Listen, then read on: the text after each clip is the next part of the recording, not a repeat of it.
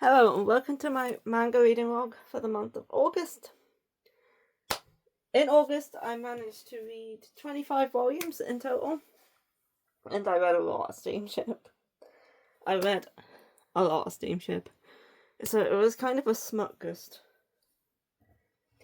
So yeah, not everything I read was Steamship, but I read like 1, 2, 3, 4, 5, 6, 7, 8 of them in total. So yeah. 8 out of the 25 readings were Steamship, and some with BL with smut in it as well, so yeah, it really was a smutgust. Anyway, starting with the first thing I read this month, which wasn't Steamship or BL. This is Reliving My Life with a Boyfriend Who Doesn't Remember Me, Volume 3. I really liked the series. I gave this one 4 stars. Again, it continues to be good. And it continues to be angsty, and there's like yearning and stuff. So it takes place in like a fantasy sort of magic school setting where we have a couple, Oriana and Vincent. And I think they've been a couple for a while at the start of the series, and then anyway, something happens and Vincent ends up dying. She doesn't know whether it was an accident, whether it was murder, what happened. And then I think she dies shortly after, because the next thing she knows, she's waking up in the body of her 6-year-old self, and she finds out she's regressed through time back to when she was a kid. So she has to relive her life up into entering magic school to then meet back up with Vincent. But when she meets back up with Vincent, she finds out he doesn't remember the past life, but she does, obviously. So now she's trying to make Vincent fall for her again. But Vincent is kind of not having it, and he's kind of put off by how close she's acting to him, because as far as he's concerned, they've only just met. Yeah, so she's obviously remembers being a couple with him, but he doesn't, so she's also trying to figure out what happened to cause his death and to try and prevent it from happening a second time. So yeah, it is very good, and I continue to very much enjoy it, as I gave this one 4 stars. We also had a bit more with the other characters. Vincent is also like, you got a bit more of like inside of his head and stuff. So yeah, I really like this volume. And yeah, the second thing I read this month was the first Steamship, and I read The Missing O, Volume 2. I gave this 4.5 stars. This is probably one of my favourite Steamships. I really like this one. This one is a manga, so it is in full colour. This volume didn't have quite as much smut as the first volume did. There was still some, but the premise is the girl on the front with the pink hair is trying to find the person who gave her the perfect orgasm. I think it was like 7 years ago. Something like, yeah, 7 years ago. She went out clubbing with a friend. Somebody spiked her drink, and she ended up going home with this guy who like helped her out, and they had like the perfect sex. And ever since, she's been searching for the perfect orgasm again. Obviously, in the first volume, she was kind of sleeping around with people trying to like recreate that experience, so there was more smart. Whereas in this volume, she's not really doing that, because she gets into like a bit of an incident which has to be dealt with in this volume. So yeah, there's no established couples yet, so once they do become established, I know that the smut's definitely going to pick up. There's also 2 other main characters, which are her 2 roommates, and this volume concentrated quite a lot on one of her roommates, because she is in a relationship with her boyfriend of I think 2 years, but obviously the relationship's not currently going very well, and we kind of get more information on that. And her other friend is also currently looking for a relationship. So this is one friend, and this is the other one. Yeah, it is very good, and if you like your steamship, this is definitely one I would recommend. It is a good one. I really like this one. Next, on the 3rd and the 4th, it took me 2 days to get through this one. This is Spacewalking with You. I gave this 4 stars. This one is a, like, buddy story, where we have 2 high school boys, both of which are neurodivergent, and we follow the blonde guy who has, like, some sort of learning difficulties, and he's kind of given up on ever doing well in his life because he was always told growing up that he was stupid and that he, like, had a terrible memory and that he wouldn't get anywhere, so he's kind of given up on doing well in school, and he kind of just sweeps through his classes. He's also can't hold down a part-time job. He's had several of them, but he keeps making mistakes and therefore he keeps getting fired. And he's currently in a new part-time job, which is like working in some sort of hardware store. And then there's a transfer student who joins the class, who is the black-haired kid who has autism, and they kind of become friends because the blonde guy, I can't remember their names, kind of relates to the black-haired guy and starts taking on some of his advice about keeping notes in order to, like, help him with his memory. And he's very into space and astrology, so he decides to join the school's astrology club, which currently only has 1 member, so it's in danger of being shut down. So they need 2 new members in order to keep the club alive, so he joins as well. So, he kind of knows nothing about space. They join together to keep the club open, and the other guy in the club, he's kind of very socially awkward. And it's basically just like a story about these 2 and their friendship, and it was very nice. I really enjoyed this one. And yeah, this one's good. And next, on the 5th, I didn't read anything. I don't remember why, but it was probably something to do with Love in Deep Space. Was that the day the summer event came out? Because if it was, that'll be it. Anyway, on the 6th and the 7th, it took me 2 days to read this one too. I read A Star Brighter Than the Sun, Volume 2. I gave this 4 stars. I did like this volume slightly more than the first volume. I've been now getting, like, to know the characters a little bit better, and we're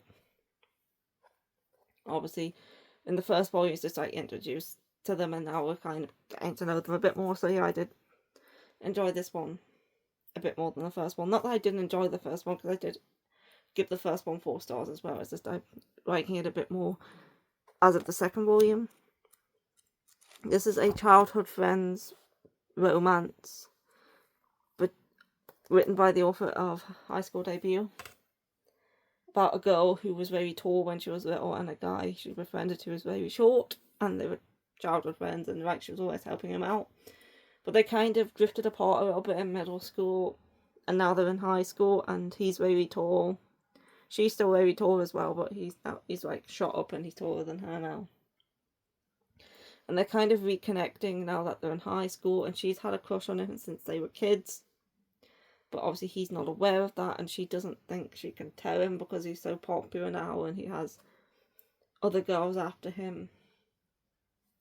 So it's a high school romance, childhood friends. It's very good though.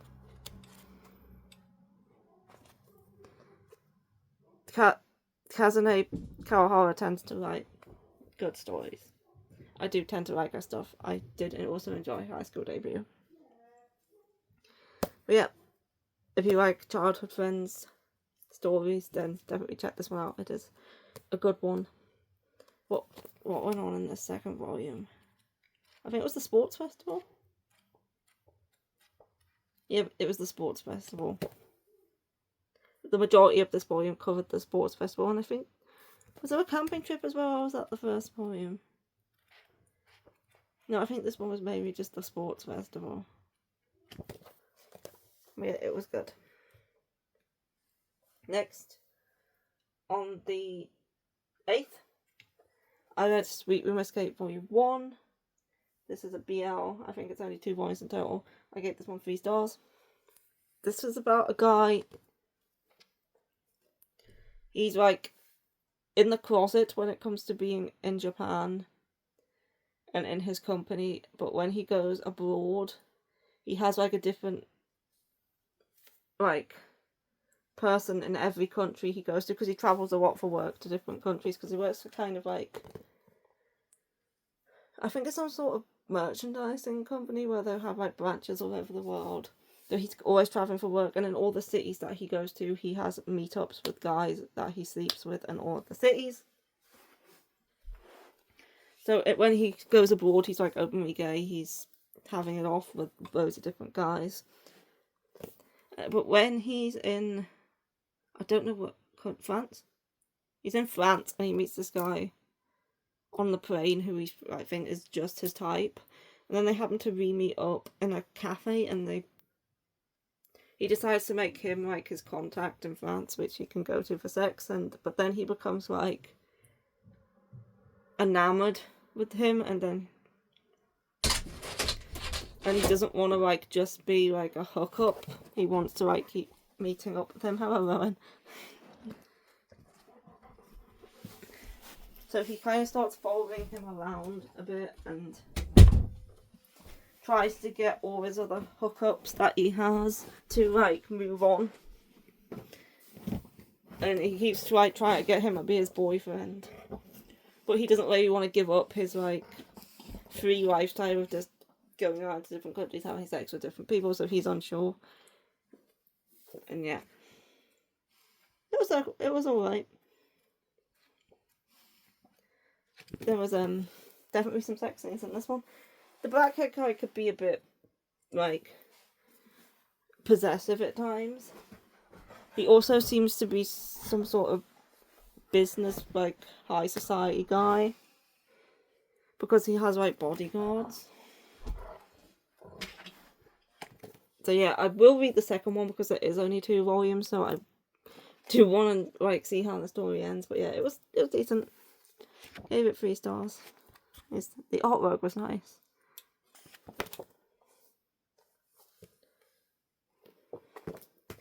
Rowan, you are knocking the piles over with your tail. Next, on the 9th, I read Wolfgirl and Black Prince Volume 10. I gave this one 4 stars. In this volume, we were like, there was a trip. They went on a hot springs trip. And then there was also a chapter which involved one of the friends, and of course she had on a woman who goes to another friend's cafe. And then the last chapter was like, I think they went at their 3rd year of high school and they had to start thinking about their futures. Yeah, I enjoy this series. I did like this volume. I did like this volume slightly more than the previous one as well. The previous one had that weird chapter in it. But yeah, I enjoy Wolfgang Black Prince, and I enjoyed this volume. On the 10th and 11th, it took me a couple of days to read this one as well. I read Associate Professor Akira Takatsuki's Conjecture 5. I gave this 4 stars. This continued the case from the previous volume. The what case was it in? The Mystery of 444, which is where with the people in the office and where the strange things were happening to them, and there was like countdowns and stuff. So this concluded that mystery, and then we got into one about mermaids, where they travelled to, I think it was Enoshima, because there's like rumours that a mermaid had been spotted.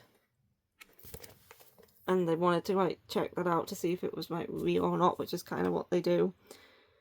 He's a professor of folklore studies, and people write to him about folklore cases, and he goes to investigate them to see whether they're true or not.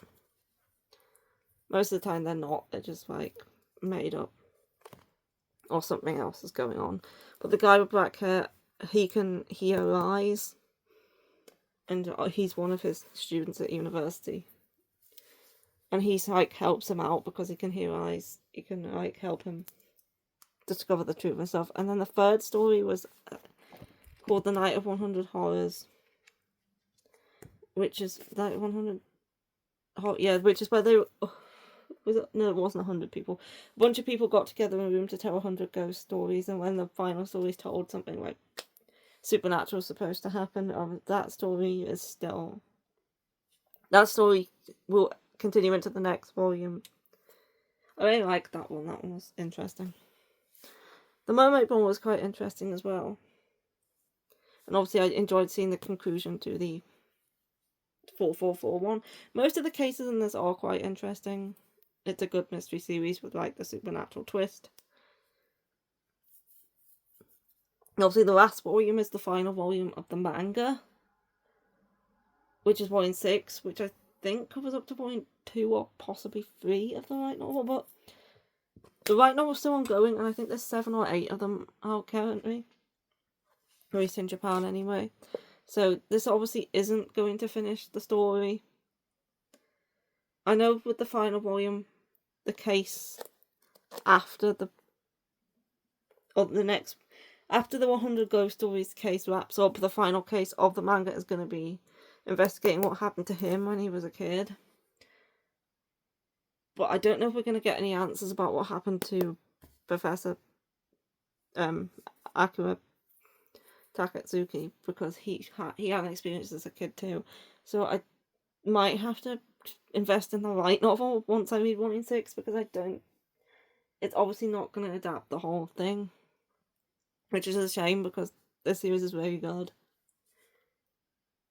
If you like mystery, if you like Usatoki Rhetoric, it's kind of like that, where he can hear eyes, but this one has a supernatural twist, whereas Usatoki Rhetoric was more like set in like reality.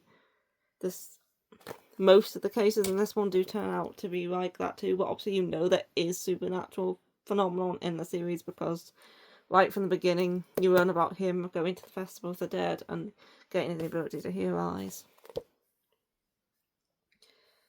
So yeah, I'm very disappointed that the manga adaptation isn't going to adapt the whole light novel, but I will probably pick up the light novel. Whether I get around to reading it anytime soon, well, probably not, but I do really, really like this series. And I think volume 6 has just come out, so I'll get it at some point.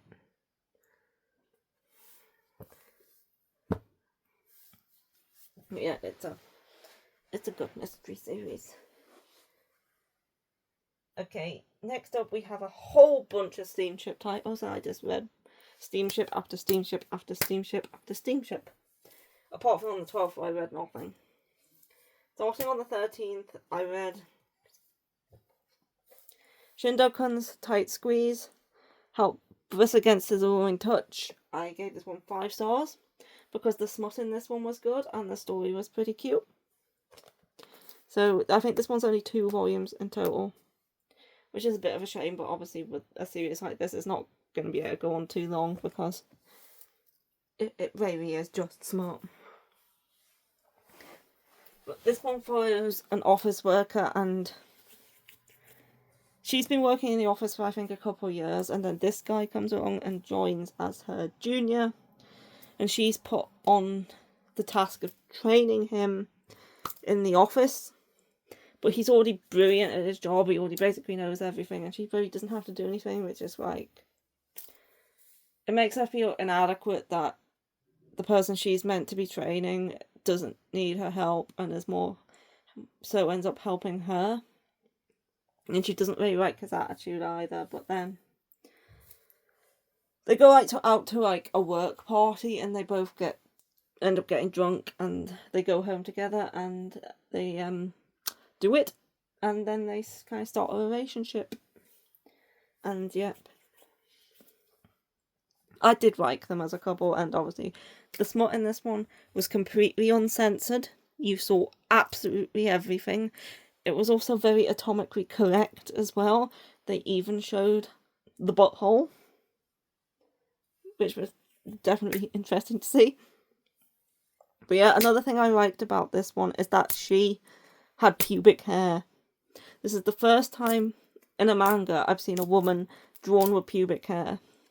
I've seen men drawn with pubic hair in BL before, but I've never seen a woman drawn with pubic hair in a manga before, and it was very refreshing and nice to see that she had a minge. And it was just, yeah, I enjoyed that aspect of it as well. The smut was good. I like this relationship. I like the story. This is like 10 out of 10 steamship. And it was nice to see her with a hairy Mary.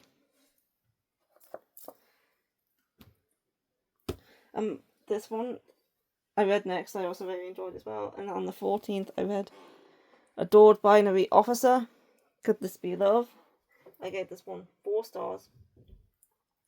Was a very good one as well. This one was a bit more censored though, but the smut was still good. This one follows a woman who's, I think she was dumped.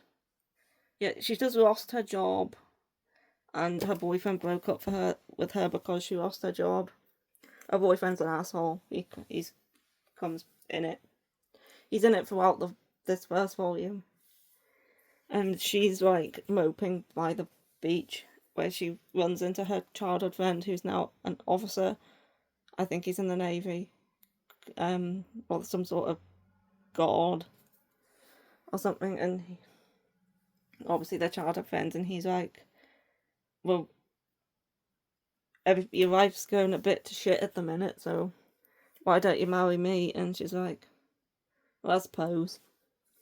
So they end up getting married after reuniting, and yeah, it goes from there. I think this one's 3 volumes in total, but yeah, this one was very cute too. I quite enjoyed it.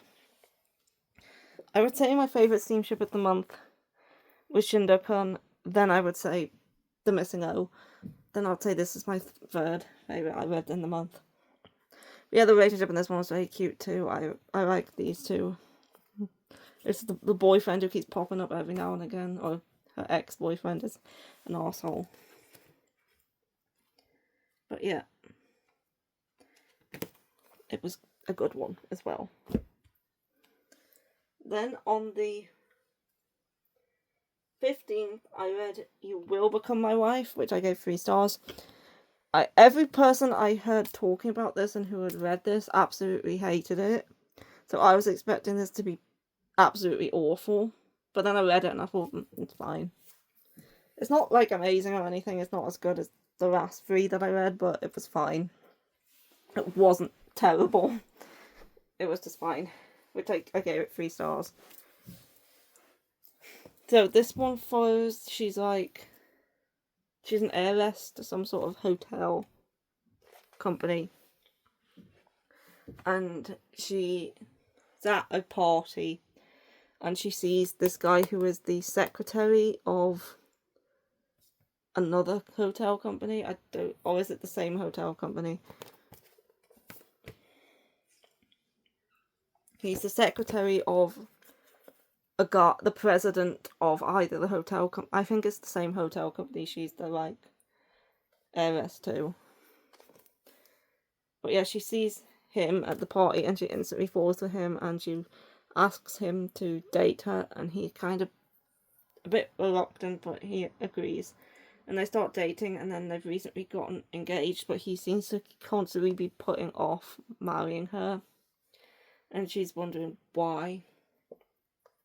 And this is basically the story of them being engaged and what's going on with him and whether he does actually like her or not. So yeah, I said it wasn't the best steamship I've ever read, but I did like it.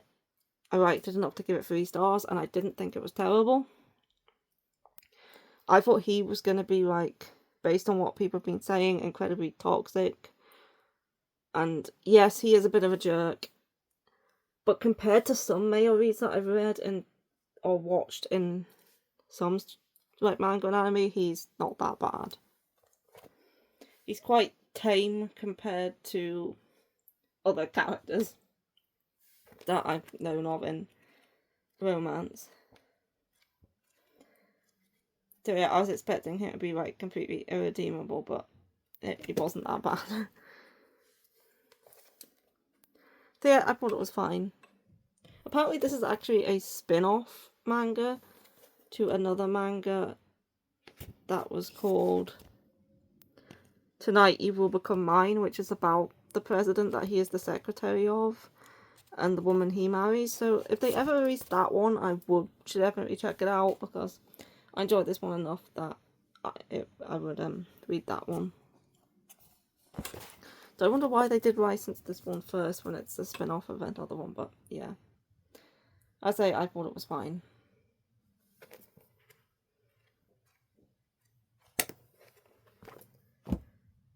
It's probably, I would say, it might be my least favourite steamship that I read in the month, but it wasn't horrendous or anything. It's not as bad as I expected it to be based on everyone else's, like, talking about it. Maybe I'm just used to reading manga with assholes as the male lead, because when I was a teenager, one of my favourite romance manga / anime was It Azor and a Kiss, and he was a complete utter douchebag in that, but I still loved that series. I never read it, I only watched it, and I haven't watched it in years, so I don't know how I'd feel about it now, but as a teenager I adored that series. Anyway, next on the 16th I read Loved by Two Fiancés, Volume 2, which I gave 3.5 stars. Yeah, this one's only 3 volumes.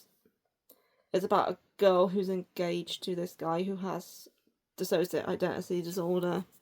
It's based on his mother and abandonment issues he kind of had with her. So her fiance is called Saya, and then his alter ego is Zero, and she's engaged to him, but then she finds out about his alter ego, and then she kind of likes them both because they're both essentially him. So yeah, and she kind of just loves them both, and yeah.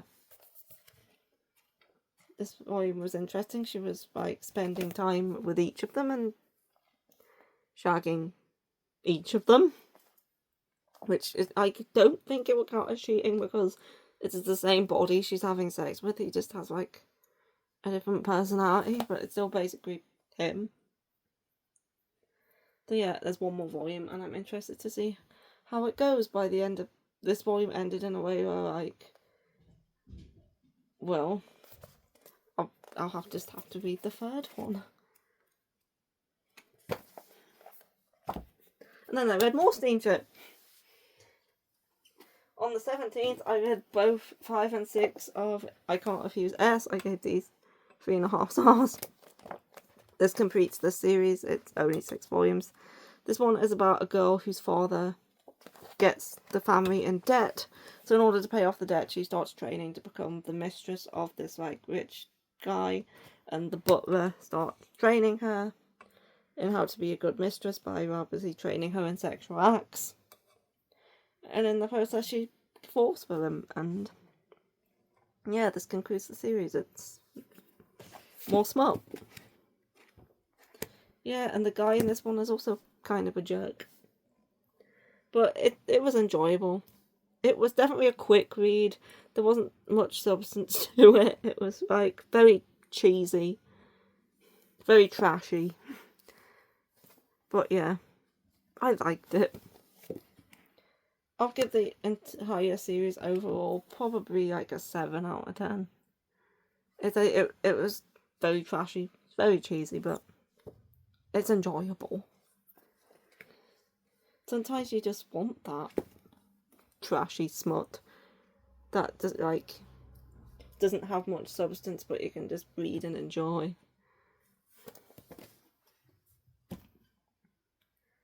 And next, last steamship for a while. There was one more I read this month, but it's at the end of the month. So on the 18th, I read I'll Never Be Your Crown Princess Betrothed Volume 2. I gave this 4 stars. This one definitely has a bit more story to it than the like other steamships that I've been reading. Obviously, this is a fantasy series. It is technically an isekai, but I keep forgetting that it's an isekai because it's barely ever brought up. It might as well not be an isekai.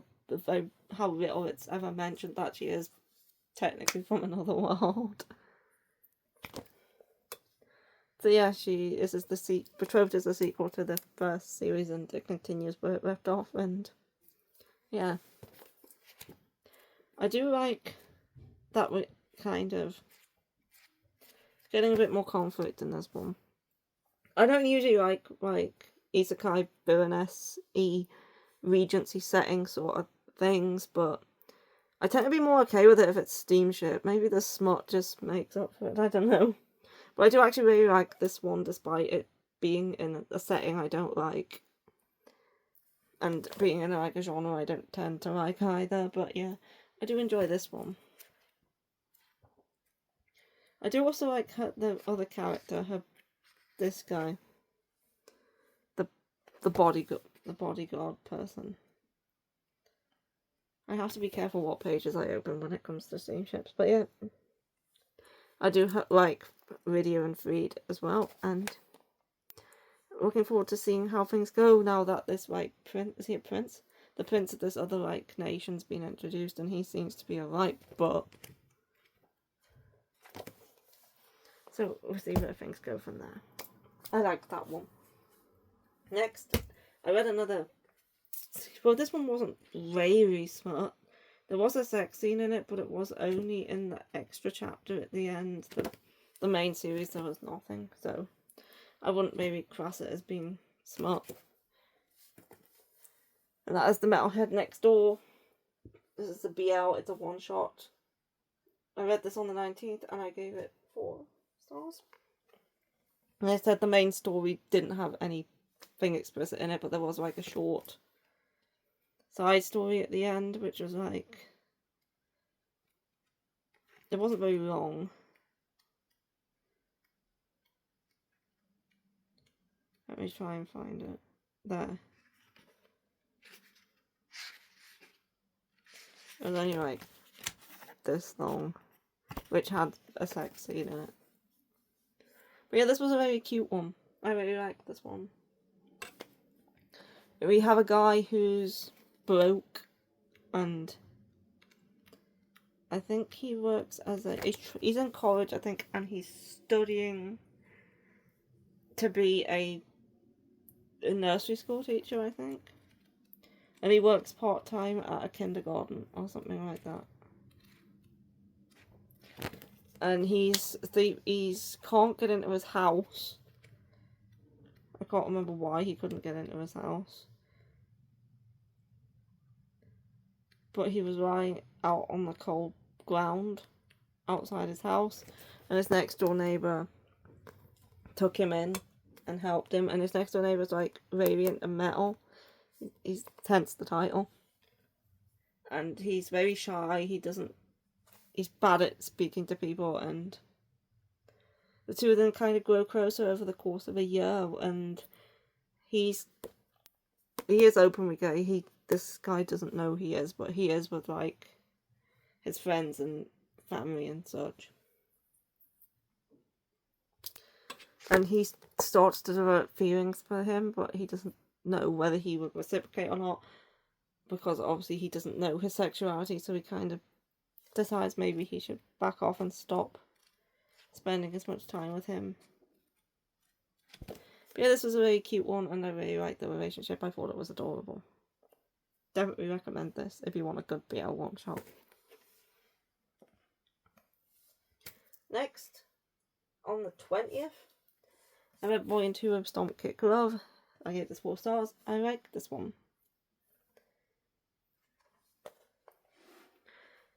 I don't normally like this sort of guy, but I actually do quite like this manga. I know he's kind of a knob, and he's also a prayer. But yeah, I find myself just really liking this one. I think it's because they kind of go well together, because she can be just as bad as him sometimes. And they kind of just argue and like banter a lot. Yeah, they start out as drinking buddies at a bar. And then they like have a one night stand together, and since then she's like, I want you to back off, but she doesn't want to stop going to the bar because she likes the bar, so she keeps going to the bar and he's always there. And there's also a co-worker who's interested in her. So like they kind of don't like each other, but also like each other at the same time. It's kind of like a love-hate sort of thing going on between them. But yeah, I didn't think I liked the series as much as I do, but I actually really like it. And if you want to read something like this, I would recommend it. They're all both adults. It's like, you know, like it's not like workplace romance because they don't work together. He's like a masseuse, chiropractor, and she works in an office. And you don't see them at work that often. Most of the time you just see them in the bar. But yeah, I do enjoy this one. And I like the second volume. And I'm interested to see what's going to happen next. Next, on the 21st, I read Takahashi from the Bike Shop 2. I gave this one 4 stars. Again, this is such a cute series. We have a woman who's kind of having a hard time at work, and this delinquent looking guy who runs the bike shop, and she goes there to have him fix the bike, and they kind of hit it off and start a relationship, and it's very cute. This volume was pretty sad though. I will not mention why because it is a spoiler, but it was. And then at the end of this volume we kind of run into a character, and I'm kind of interested to see how things are going to go in the next volume, and whether we're going to go into more of Takahashi's past, because it seems that situation seemed kind of interesting. I'm not interested to find out more about it. Yeah, this is a super cute, like, adult romance josei series. And the art style is quite unique as well, and I quite like it. But yeah, I am a fan of this series. It's definitely cute, and yeah. Yeah, you might want to look up the reason this volume was sad if you don't want to read something like the event that happens. But it is, overall, very cute series. 22nd, I read The 13th President 41. I gave this 4 stars. This is a new mystery series by Kei Sanbei, who is the author of Erased, For the Kid I Saw in My Dreams, and Island in a Puddle. This one was also a super interesting first volume. I tend to like Kei Sanbei. This one follows a family consisting of the dad, the mum who is currently pregnant, and their son, I think is 10 or 11 years old, who is currently, at the start of the series, at the start of this volume, he's in the hospital recovering from an illness. And it's obviously been a long illness. And he doesn't have, on the front cover he does have hair, but during the volume he doesn't have any hair, so I'm guessing it's some sort of cancer he's recovering from. And he's just now gotten out of the hospital, and he's after like being in there for a very long time. And they've just moved house, and they built this house themselves, so there's lots of like secrets in this house that they made for the son to discover and find, and they've made a game where he has to find all the stickers that they hid around and all the hidden details and stuff. So and then randomly one morning he gets a postcard in the post, which he kind of just shrugs off at first, but then he sees that the event on the postcard actually happened on the news the next day.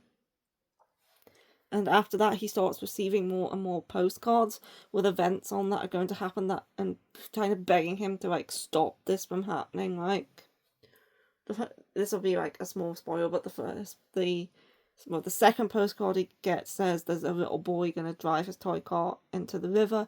Can you please stop that from happening? And when he gets there, the event happens. He stops the event by saving the little boy, and yeah, then he starts to like believe the postcards, and he's wondering who's sending them, because it can't be his wife, and he suspects maybe his son, but then he's like, well, can't really be him. I do have a couple of theories as to who's sending the postcards, but I won't really get into that at the minute.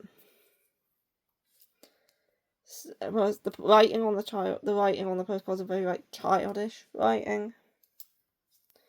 But anyway, it's definitely interesting, and the main mystery is who is sending the postcards and why he's the one receiving them. But the postcards also seem to be counting down. The first one I think had a 9 on it, then like 8, 7. So yeah, this is definitely an interesting one, and I really enjoyed it. It was also just Rowan. It was also just fun seeing the boy also explore the house and like get excited about finding all the like hidden details and stuff. Rowan. Yeah, this is definitely going to be a fun, interesting series to go along with. And Rowan, stop it. Rowan, nothing to bark at. And yeah, definitely interesting to continue it. It was like really, really good. If you like mystery, definitely check this one out, especially if you like Kei-Sanbei's other works. Next, on the 23rd, I read The Ayakashi Hunter's Tainted Bride Volume 2. Gave this one 4 stars. This is another one I really liked. I really liked Volume 1. It's a bit like My Happy Marriage, where she's treated terribly by her family after an incident with an Ayakashi where she's left with a mark on her head, which signals that she's been like marked by this Ayakashi, so they force her to wear this mask and they treat her like a servant and say she's tainted. And then this guy, who is like the head of some other clan, if I remember, is looking for a bride, and he's going around all the clans trying to pick one. And then he gets to her clan and he sees her and sees how powerful her spiritual energy is, and decides to take her on as his wife. And so she starts living with him, but he also has a secret. And you know, I really enjoyed the second volume and how like it showed their relationship deepening a bit and how they're like getting a bit closer. And also like create some stuff up. And her ex-fiance, who is the head of the other family, is like trying to get her back, because he's realised that the mark that she has isn't as a big deal as the family made it out to be. But yeah, it's a very good one, and if you like Happy Marriage and supernatural stuff, definitely give this one a go.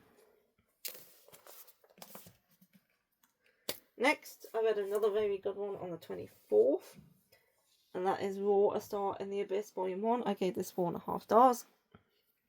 This one is a josei revenge thriller by the author of Guilty, which Kodansha has released digitally in English.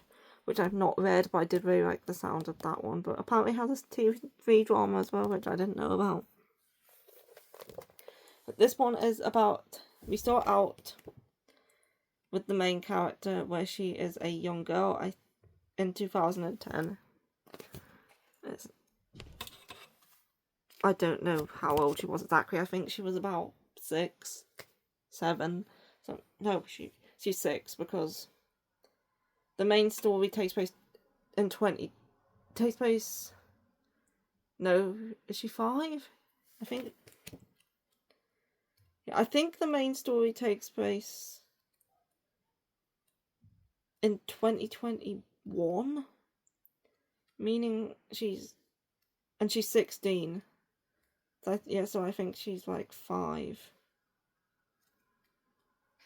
I'm just having a look to make sure I'm not misremembering that.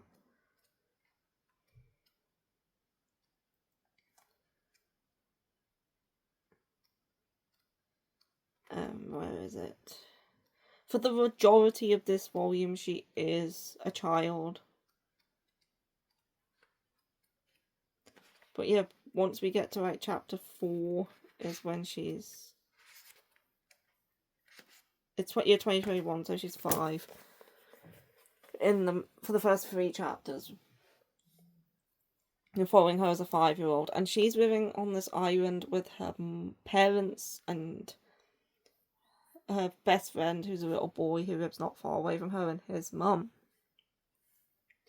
And she has a happy life. She does karate. She's like... has a loving family. She has good friends. And then one day a TV crew comes to the island and they need extras. And because she's quite a charismatic child, she decides to audition to be one of the extras, and she's actually did a very good job of acting that part, so they gave her a slightly bigger role. But then somebody happens to notice her name in the credits for the film and recognises her name. And the next thing she knows, she's sleeping over at her friend's house after having an argument with her mother about her not actually, because there were some rumours going around among the boys at school that she wasn't their actual daughter, that she was adopted. And she questioned her mother about this, and they ended up getting into an argument, and she ended up sleeping over at a friend's house. And the next thing she knows, her house is burnt down and her parents have been killed. We don't know whether this was intentional or not. I'm guessing probably was. And then this random woman just shows up out of nowhere claiming to be her actual real mother. And she whisks her away to live with her and her husband and her 2 kids. A young girl who's an absolute horrible bully to her, and then a young boy who is he's bedbound, he can't leave the house, and they kind of try to forget he exists because they think of him as like a disgrace. On the family, she like befriends him and grows close to him, and they become good friends. But obviously she grows up and learns that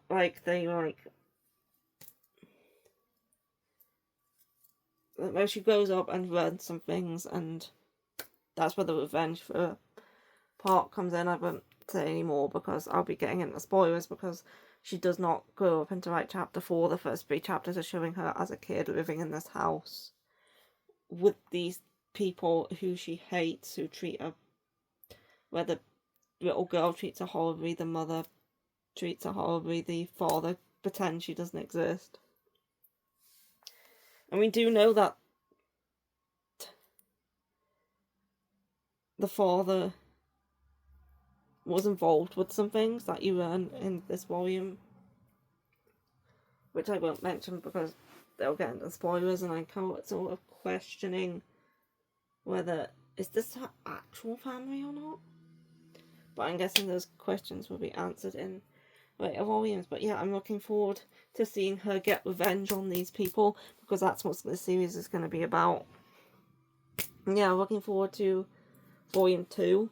As this first volume was a lot of setup, it was her growing up as a child, like building up the events that would lead to the main story of her obviously getting revenge, and we start to see that at the end of this volume of how things are kind of going to go and how she's going to go after the revenge. But yeah, great setup to this story, and I'm definitely looking forward to reading more. I think the front of this volume is supposed to look like a fashion magazine based on like the text and stuff. But yeah, I found it very good, and I definitely want to read more. Next, on the 25th, I read I'll Forget You Starting Today, Senpai, Volume 1. I gave this 4 stars. I really enjoyed this one too. This is only a 2 volumes long Josei series, so the next one's the last one, but I like this quite a lot. Before, a woman who was had a bad experience as a teenager where the guy she had a crush on, she asked him out, he said yes. They went to do the business, and he stopped in the middle saying that he didn't want to do it. And she's kind of been scarred from that experience, thinking that there was something wrong with her, or her body, or her personality, not realising why he rejected her after saying he would date her and stuff. But anyway, now she's trying to get over this by finding love again, by going to this dating agency that's supposed to help her find a match. And the guy who's assigned to work with her and help her find dates is the guy she dated in high school who turned her down. But he doesn't remember her, but she remembers him. So she has to work with him and try to get over him while he doesn't remember what happened. Obviously he remembers what happened when he was a teenager, he just doesn't realise that she was the girl. But yeah, I found myself really, really liking this one. And I find myself really, really wanting to read Volume 2. But yeah, I didn't expect to love it as much as I did, but yeah, I really enjoyed this one. And it's kind of disappointing that it's only 2 volumes because how much I enjoyed it, but yeah, still definitely looking forward to reading Volume 2, and I would still definitely recommend checking it out if you like Josei romances.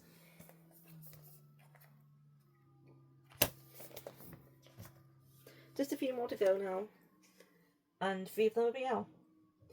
26th, I read Sasaki Minor Volume 10, which I gave 4 stars.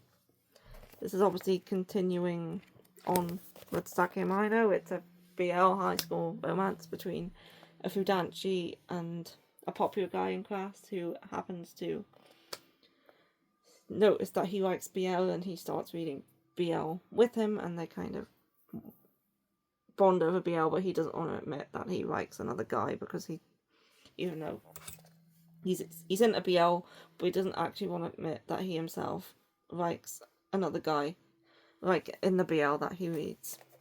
But yeah, this is a super cute, wholesome one. And yeah, it's good. I don't have much I can say about it because I'm 10 volumes in now, and I would kind of spoil events that happen. But yeah, it's good if you want like a wholesome sweet BL. That's a good one to go for. On the 27th and the 28th, I read Murderous Llewellyn's Candle at Dinner. Volume 1, I gave this 4 stars. This one is a manhwa BL series. This one was very interesting. Before, a writer who is like destitute, and he's like living off. He's a ghost writer, so his name's not actually put onto any of the things he writes. But he's living in this little apartment in a terrible part of town where everyone's a bad person, basically, and his neighbour is Llewellyn, and there's been a series of serial murders going around. Llewellyn's kind of this weird guy who sits on the stairs peeling onions. And he invites him round to dinner one day, hence the title. And he sees something in his house that makes them suspect that Llewellyn is the serial murderer. So now he's trying to like move away and get away from him as fast as possible, because Llewellyn seems to be kind of obsessed with him. He's also got a mysterious stalker who he suspects might also be Llewellyn who's doing it. So yeah, he's trying to get away, but he can't afford to, and Llewellyn just kind of keeps showing up. So yeah, it's definitely very interesting, and we need to find out in later volumes whether he is the serial murderer or not. I think he's definitely involved with something, because of the thing that was found in his house kind of makes him very suspicious. But he seems to be quite clever, and he seems to know things, but he tends to hide the fact of how clever he is and what he knows from, what's the main character's name? Siobhan. So he hides how, like, clever he actually is from Siobhan. So yeah, it's definitely interesting, and that dynamic's kind of interesting too, and definitely need to read more. I think there's 6 in total, but yeah, this was a good one. Then next, on the 29th, was Be My Worst Nightmare, Volume 2. This is another BL. The second volume kind of concludes these two stories, I think. I think Volume 3 focuses more on his brother, from what I've seen. But yeah, he ends up having weird dreams about a classmate who he hates, in which he's in the body of his stuffed animal, and he's doing stuff to this stuffed animal in a sexual way, and he's calling the stuffed animal by his name. But then he finds out these dreams aren't actual dreams, and when he's sleeping, he's actually going into the body of the stuffed animal, and it's through that he finds out that this guy actually likes him, and is pretending that he is the stuffed animal. Yeah, it's kind of a weird premise, but it's also cute, and I definitely like it. I would say I think the next couple of volumes kind of focus more on the brother, because this series is still ongoing at like 10 volumes. But so it'll probably the focus will probably switch back to these two as well. But yeah, I like this volume. It's a good one. Quite quirky. And then the last thing I read this month was a steamship title, Fire in His Fingertips, Volume 5, which I gave 3.5 stars. Yep, Fire in His Fingertips. So it's been a while since I read the first 4, so I didn't quite remember everything that happened. But it did kind of jog my memory a bit reading this one, and also there's not much that does happen. They are thinking of moving in together. That's what was going on. And yeah, there was smut. It was smutty. And these last 2 volumes, 5 and 6, did have a little bit more of a story to them though, which is kind of good considering the series is still ongoing. It hasn't finished yet, and I think it's at like volume 12.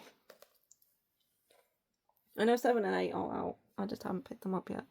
But yeah, that's the last thing I read for the month of August. I didn't read anything on the 31st. And yeah, 25 volumes total, and I enjoyed quite a lot of them. I'd say my favourite reads of the month were probably... Let me turn the pile around so I can actually see the titles. Yeah, I would say my favourite read of the month was probably Raw, then Shindokun's Tight Squeeze, also I'll Forget You Starting Today Senpai, The 13th Footprint, and Metalhead Next Door. And yeah, I would say I like those ones the best this month. And The Missing O. And I actually understand Blind. Yeah, I liked a lot of them. But I would say Raw and Shindokan and maybe The 13th Footprint would be the like top 3 reads of the month. So anyway, that is it for this reading log. I have got a haul on the way. Who knows when it will get here, but it is on the way, so there'll be a September haul coming at some point. I am also planning a trip to Manchester this month, so there may be like a shopping blog or like a Pop Mart blog or something like that. So yeah, look forward to that. And also October is the month that I do my updated manga collection for the year. So that'll be next month. So yeah, I hope you enjoyed the video, and I'll see you for my haul, which I think will be here sometime next week. So yeah, bye.